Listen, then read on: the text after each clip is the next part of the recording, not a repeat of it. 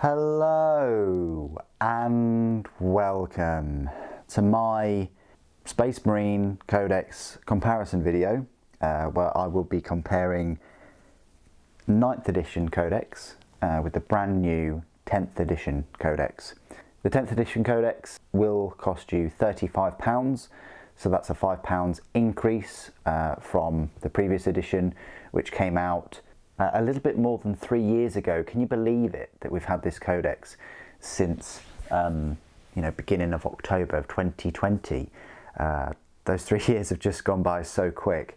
Whenever I pick up a new codex, I like to make these comparison videos to give you an idea of what's changed, improvements, things like that. I didn't purchase this Space Marine Codex, a little bit of a disclaimer.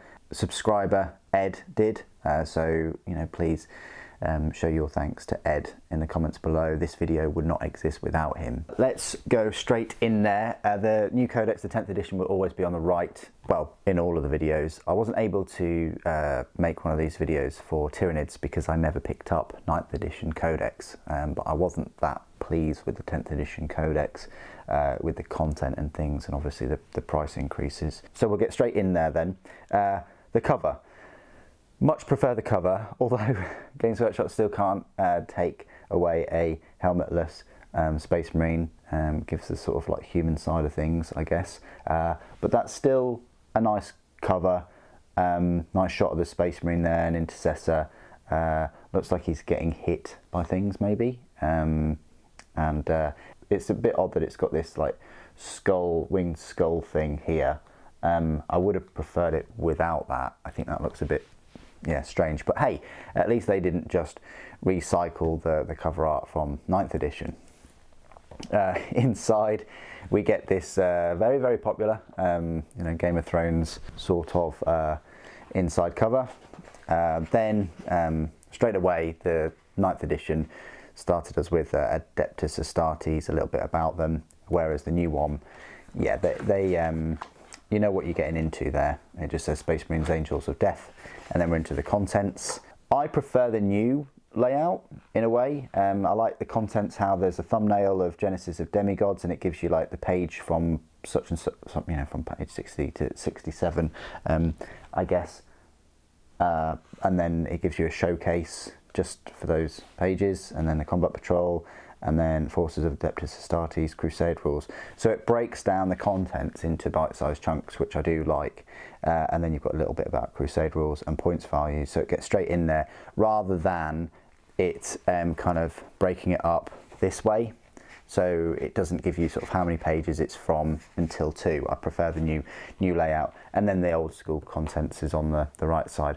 By the way, this is as far back as this camera can go. So there might be, bits of pages that you can't see, I guess. And then in the old edition, you had some cover art and then a little bit about Space Marines. This one, there's no art, it just goes straight into a little story. You've got Genesis of Demigods, and then on this one, and then on 9th, it says Creation of a Space Marine. And then gives you a bit of a history rather than going into 1,000 chapters. They talk about the Primarchs there. Still discussing like Primaris Space Marines and things. We have battlefield role, so it gets straight in there, whereas the previous one had the map. Still no map in 10th. You've got chapter planets, chapter organisation. Again, you've got chapter planets there, chapter organisation, chapter command. And then it looks at the chapter, what the chapter comprises of. And then this goes into depth with First Company. You've got a bit about chapter command there, but in 9th it goes into a bit more detail maybe. First Company, kind of, it's covered in 10th. This one sets it out, storm shields, Terminator armor, and so on. Then battle companies. You've got a little bit about Terminator armor, Blade Guard veteran squads, battle companies, and then for some reason it goes into a war zone Aberrus, whereas 10th just carries on with reserve companies, scout companies. 9th then moves on to reserve companies, scout companies. 10th goes into a little bit of a story. Whereas 9th hovers around the Reclusium, the Apothecarian, whereas 10th talks about the dreadnoughts, and then chapter support. 9th is still on Librarius, Armory, and some of the vehicles and things, Space Marine armour, whereas 10th talk about, you know, battle tanks, Master of the Forge. There's some battle tanks that actually looks like it's copy and paste right there. The Storm Speeder was developed, it is just copy and paste. Just the font is a little bit different. I prefer the italic font on the previous codex. You've got a little bit about Space Marine weapons, the Narthessium. You've got another war zone here, so they do float about the different war zones, and then they talk about Ultramarines, whereas 10th is talking about the Librarius, the fleet, the ships, and then you've got the cover art from 9th edition, the art that was in the 9th earlier on. Then it talks about Ultramarines and a little bit about Rabute Guilliman. You got Rabute Guilliman there. I prefer the look of 10th, the way that that's laid out with a picture of him. And then it talks about Blood Angels, whereas 9th goes straight into Ultramarine successor chapters. I don't know, I would have preferred it to carry on with Ultramarine successor chapters. And you know, in 9th edition you've got black consoles, which are mine. Here they're depicted with black armour with gold trim, which does match a few of my black consoles and my Titans and things, my Legio Xerxes. But originally black consoles were black with yellow trim. I don't think they've got the white consoles here, but I think they have them in the 10th. Anyway, moves on to Dark Angels, Space Wolves, White Scars. So it gives a page per chapter, which is quite nice. I would like to see, you know, chapter specific codexes, you know, Iron Hands, Death Watch. Yeah, obviously we'll get a separate Death Watch codex. Then 9th goes into Imperial Fist, a couple of pages there, a couple of pages for Blood Angels. So, you know, 9th gives double the number of pages for every single chapter there. Did they talk about Space Wolves though? No. No chapter on Space Wolves or Death Watch. Then they talk about Warzone Damnos, whereas the 10th talks about Codex Iconography. Oh, there's Space Wolves. And then Salamanders, 2 pages for Iron Hands. And then, oh, yeah, there you go, Death Watch. And then successor chapters. Have we got the white consoles anywhere? You see, I thought the white consoles were successor chapter to, there's the White Templars, to Ultramarines. But, oh, there they are. White with green trim. Again, I'm pretty sure they had white with yellow trim. In the 10th edition, we have some successor chapters, but no black consoles or white consoles. Yeah, which is a bit odd. So black and white consoles have gone in the 10th edition, and then there's a bit of a story, whereas 9th gives you more, yeah, unknown foundings as well, so covers quite a few more, like Minotaurs and things. Then there's a showcase in 10th. 9th there's a bit of a story, covers 4 pages. You've got Insignium Astartes, so I guess a little bit of a showcase there. So they're both on their showcases. Obviously 9th showcase the Hellblasters and the Aggressors, you know, and the new Dreadnought. Wow, did that Invicta warsuit really come out 3 years ago? Along with the Impulsor. Whereas 10th focuses on, you know, the new company heroes, and the Sergeant, and some Intercessors and the Ancient. And we've got a Gladiator there, and the Ballistis Dreadnought. 9th looks at, you know, the new Tech Marine back then, and the Chaplain, and some Blade Guard. You know, Blade Guard were a big thing with Necrons, with the Indomitus, because they were in the box set. Whereas 10th clearly focuses on Terminators and the new Ultramarines Captain in Terminator. Now, that is the new Captain in Terminator armour that'll be multi-part. Looking forward to him, but he's not yet released. But it's nice to see a model in the Codex that isn't released yet. You've got more of a showcase for the new miniatures, such as, you know, the new Captain in the Heroes, and you've got the Captain with Jump Pack.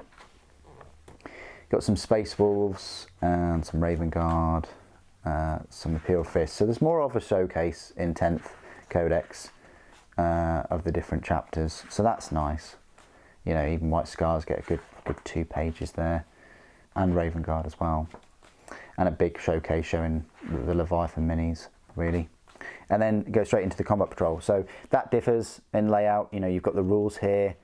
You've got the Combat Patrol straight away. And that Combat Patrol, was it a box set? I can't remember. Not sure whether it was. But in 10th edition, you've got the box set there, and that is pretty much the minis from Leviathan set. Where they can do that, they will. You know, just bundle in the a box game set of minis for a Combat Patrol. Then 9th focuses on detachment abilities and chapter tactics, successor chapter tactics, chapter command, master of sanctity, all of these, and then stratagems. Whereas 10th lingers on painting your Combat Patrol, but it is literally just 2 pages of painting guides. That's it. Then they talk about the Combat Patrol, Strike Force Octavius. So they give you like the little data sheets for the Combat Patrol, so you're ready to go with that and just play games straight away. Then they look at forces of the Adeptus Astartes, introduction and army rules, and then they talk about the task forces, whereas 9th is still on about Battleforge rules, warlord traits, army rules, relics, yeah, matched play rules, crusade rules. There's quite a few pages of crusade. There was a big focus on crusades in 9th edition, and then a little look at a crusade army example, and then we're on to the data sheets. Whereas 10th gives you a few of these task forces. So you've got Gladius Task Force, an Anvil Siege Force, Ironstorm Spearhead, Firestorm Assault Force, Stormlance Task Force, Vanguard Spearhead, First Company Task Force, and then example armies. So 4 pages of those, and then we're into the data sheets on 10th edition. So just a quick page check. 126 is when data sheets start on the 10th, and it just so happens to be the same number on 9th as well, 126. So yeah, they're keeping in touch with when data sheets start. Of course, what's different is although there is like a page or so of Rabute Gilliman in 9th edition, his rules aren't actually in this 9th edition Space Marine Codex, whereas this 10th edition, his rules are, and I think that's because they had the separate little Codex supplements for 9th, where you had Rabute Gilliman's and Marnius Calgar's rules. So anyone that isn't an Ultramarines player, you know, this is nice to have a look at their rules, you know, of their characters. And I always think that in these books they should cram as many data sheets and rules as possible and pictures of minis, because, you know, a lot of the time those rules and pictures sell the minis. You know, you might gander at a character for a while and think, oh, well, actually that's quite a nice sword, or it's a nice set of armor, or it's a nice stat line, whatever. I could use that in my army, and then you go and buy the miniature, and you know, the rest is sort of history. It doesn't benefit anyone leaving any models and units out of these books. But anyway, moving on. So you've got Rabute Gilliman and Marnius Calgar in 10th. Then you've got the Chief Librarian Tigurius, Sicarius, Euroventris, and Darnath Lysander. So it hits you with all of the characters, which is, I think, reminiscent of, I want to say, 8th edition. Whereas 9th edition, they're on about HQs. So they have their separate HQ section and troop section. So you've got captain, you've got a Primaris captain, a normal captain, a captain in Phobos armor, a captain in Gravis armor, captain in Terminator armor, and a captain. Then you've got captain on bike, and then Primaris lieutenant, whereas 10th is still going on about the characters. So Tor Garadon, Pedro Cantor, Ironfather, Feros, Kaivan, Shrike, Kusaro Khan, Vulcan Hestan, and Adrax Agatone. And then we're on to a captain for Space Marines in 10th, captain in Gravis armor, is its separate page, captain in Phobos armor, captain in Terminator armor, captain with jump pack, and then lieutenant. So now we're on the same sort of area. Different lieutenants, I'm guessing. So yeah, lieutenant in Reaver armor, lieutenant in Phobos armor, lieutenant with combi weapon. So that's a little bit different in that, you know, you got lieutenant, but then on 9th you had Primaris lieutenant. So, you know, they separated it with lieutenant and Primaris lieutenant in 9th, whereas this one, you just get a lieutenant, and it is a Primaris one because it says Tacticus. Then they focus on Librarian, which is in line with the 9th. So you've got Primaris Librarian, but this time you've just got Librarian, which clearly is a Primaris. You've got Librarian in Phobos armor. This one you had a standard Librarian. Wounds wise is the same though, so that's interesting. But now this Librarian says Tacticus. You've got Librarian in Terminator armor, and then we're on about the chaplains, whereas this you've got again Librarian in Terminator armor, in Phobos armor, chaplains again. Primaris chaplain, you don't have that now, you just have it. Obviously it is a Primaris chaplain, but it says Tacticus.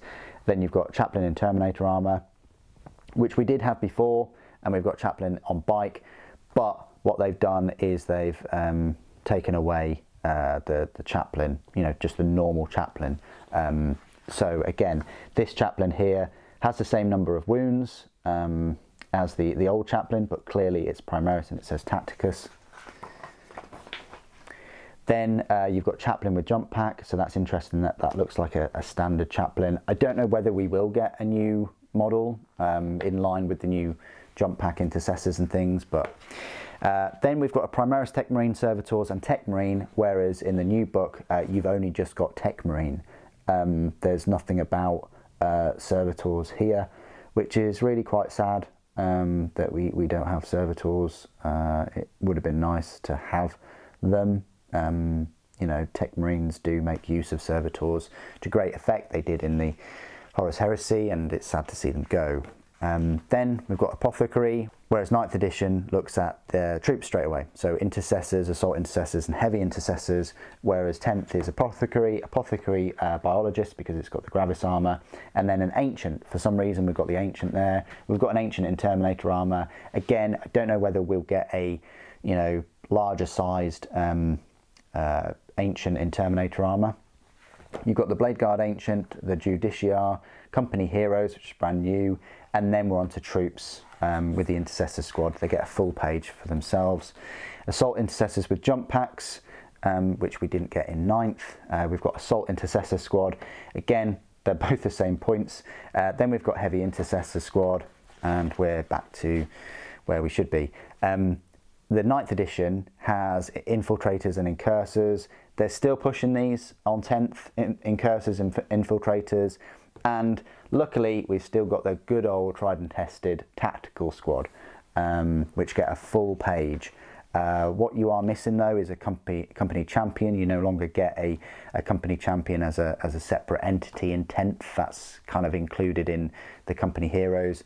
But then we've got scouts, and if you can remember from 9th, scouts are elites. So there is that. Then they talk about the Blade Guard veteran squad, whereas 9th focuses on a Primaris Apothecary and then a normal Apothecary. Then they talk about Company Ancient and a Primaris Ancient, which, you know, and then you've got a Blade Guard Ancient. So you've got 3 different Ancients there. So you do have the 3 Ancients in 10th edition, but you're just missing out on the normal Company Ancient. Then we've got Scouts, whereas 9th look at Veteran Intercessor Squad, which I guess has now taken the place in this book with the Stern Guard Veteran Squad. You've got the Blade Guard Veteran Squad, which is, you know, same. You've got Company Veterans, which I don't think you get in the 10th anymore. So Veteran Squads have gone. You've got a Vanguard Veteran Squad, which you still had in 9th. You've got the Stern Guard, which were not Primaris, but obviously now you've got them as Primaris. You've got the Judiciar in Elites. You've got the Reaver Squad, which is there. You've got the new Inferno Squad in 10th. And then you've got Aggressors, which are the same. I think we're coming up to some Terminators. Yep, so you've got the Terminator Assault Squad and Terminator Squad in the same layout.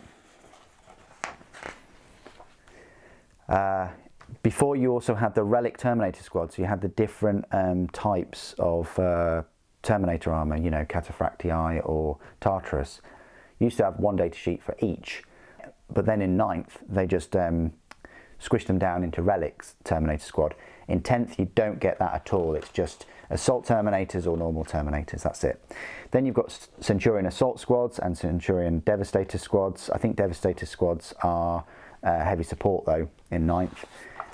You've got the Invicta Tactical Warsuit, which now has the highest strength fist of any Dreadnought.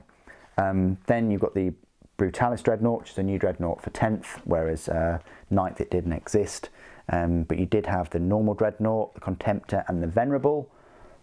You still have a normal Dreadnought for 10th, but gone is the Contemptor Dreadnought, which does suck, especially as Games Workshop released a brand new plastic kit for the Contemptor last year for Horus Heresy. Then you've got the Redemptor Dreadnought. Right here you've got the Ironclad in 9th, so the Ironclad has gone, which is a shame. And then you've got the Ballistus Dreadnought, and that's it. So the Ballistus Dreadnought and the Brutalis. So you can see that they're making more Dreadnoughts from this Redemptor sort of chassis. Then I'd say we've kind of got fast attack in a way. It starts off with the Suppressor Squad, which were in 9th. You've got the Outrider Squad. Again, they were in 9th. Invade ATV, they were in 9th. You've got the Inceptor Squad, which are a little bit further on. You've got the Storm Speeder Hail Strike. So gone are a normal Assault Squad and the Bite Squad and the Scout Bite Squad. So that's 3 deletions there. Oh, 4 deletions with the Attack Bite Squad. That's a shame, I really like the Attack Bites. Definitely look way better than the Invade ATVs. There's the Suppressors and the Inceptors. But here are the 3 Land Speeders. You've got the Storm Speeder, Hail Strike, Thunder Strike and Hammer Strike variants. Gone are the Land Speeders. So those classic Land Speeder vehicles, completely gone. They don't exist in 10th, which is a bit of a shame. And there were 3 of them, look. There was normal Land Speeder, Tornadoes and Typhoons 3 years ago. Now, yeah, they're gone. But what does follow suit is Hellblasters. So I guess this is now the start of heavy support in a way. So you've got Hellblaster Squad, it's the same. You've got the Eliminator Squad, the same. Centurion Devastator Squad was already in here a little bit earlier on. You've got the Eradicator Squad, the same. And then, before we get to the Devastator Squad, which hasn't changed, you know, fantastic that they've still got Devastators in there, is the new squad, New Kids on the Block, the Desolation Squad, with their, you know, rocket launchers, their Super Frag rocket launchers with their 48-inch range. They are basically the new Devastators, really. Then you've got the Firestrike servo turrets, which you had in 9th. But you no longer have the Thunderfire Cannon. Really, really sad. I like the Thunderfire Cannon. It would have been a great opportunity for Games Workshop to release finally a plastic kit with a couple of different long-range weapon options. Maybe they'll release plastic rapier batteries for Horus Heresy and release some 40k rules for them. I don't know, but that would be quite cool. But it goes straight into the Whirlwind, which you do get in 9th. Then it goes on to, it doesn't stick with the Predator kind of Rhino chassis, it just goes straight on to hover tanks, Gladiator, Valiant, Lancer and Reaper. We got these in 9th edition in their 3 separate data sheets. But long gone are the anti-air. There's no Hunter or Stalker in 10th edition book, which pretty much means that if you want anything anti-air, you're gonna have to get some flyers yourself, which sucks. And you know, it would be nice to have every army having anti-air, you know, because the bunker is in here. It seems odd that the bunker's in here, but we don't have any anti-air tanks anymore. Anyway, 9th goes on to, you know, the Whirlwind finally, and then the Predator Destructor. We still get the Predator Destructor and the Annihilator. It's nice that they're both on the same page though this time. Then they talk about the Gladiator. We still have the Vindicator, tried and tested, fantastic. Then it moves on to the Land Raider variants. So we have the Land Raider, the Crusader, and then the Redeemer. fantastic that we've still got those. Then the Repulsor, which is the same, and then the new kid on the block, I think came out a year before this codex came out in 2019, was the Repulsor Executioner, and that's also in 10th. Then we've still got the Rhino hanging on for dear life, along with the Razorback and the Impulsor. Then we've got the Stormraven gunship, whereas for some reason they have the Landspeeder Storm. I guess, you know, in 9th edition that was a transport, but they still move on to flyers in 10th with Stormhawk Interceptor and the Storm Talon gunship. You've got the drop pod, so we've still got drop pods, and in 9th, yeah, we have the Storm Talon, Stormraven and Intercessor. But we've dropped that Landspeeder Storm, which is a bit of a shame. And then, yeah, you've got the Hammerfall bunker, and of course you've got the Hammerfall bunker in 10th as well. And that is it. That is the end of the data sheets. You know, 10th edition goes through some Crusade rules, whereas 9th packs in all the war gear and the points cost and things. Yeah, 10th just goes through Crusade rules. It's nice that Crusade rules are right at the end though. That's fine. Crusade relics, and then it ends with the points values, which is what ended in 9th. And that is it. So they are the main differences. Yes, there are more pages in this 10th edition, but there's, I'd say, more efficiency. They've squished more data sheets in to those pages, I think. I prefer it to the Tyranid one. I'm not quite sure why. You know, things like this look really, really cool. Where you actually give them pictures of some of the items that they use, the war gear. I think that's a good step in the right direction. I also love what happens here.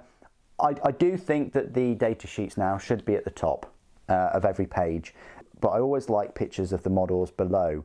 I'd rather have pictures of the models kind of like that though in a game, rather than just sort of separate, because that looks like a bit more of an advert, like you'd see on the back of a box or something. That's my sort of versus video, comparison video.